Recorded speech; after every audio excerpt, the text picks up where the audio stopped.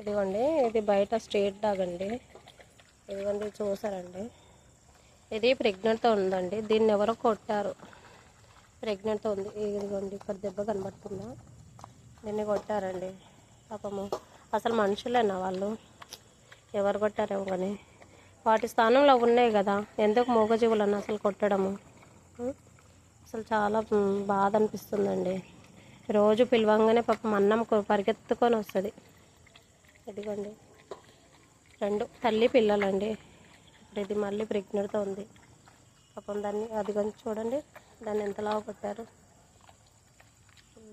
బాధ అనిపించేస్తుందండి. అసలు మూగజీవుల్ని అసలు మనుషులు అన్న తర్వాత ఇట్లా కొట్టడం అసలు కరెక్ట్ కాదు. మనకి అవి నోరు లేని జీవులు అండి. అవి మనకి నోరు ఉంది, మనం మాట్లాడతాం, చేస్తాం, అన్నీ చేస్తాము.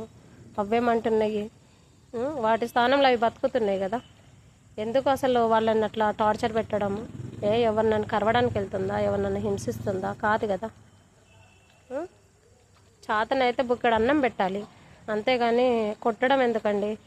ఇంటి ముందు పడుకుంటున్నాయని చెప్పేసుకొని, గేట్ల ముందు పడుకుంటున్నాయని చెప్పేసుకొని ఆగో అలా కొట్టిండ్రండి పాపం. ప్రెగ్నెంట్తో ఉంది అది.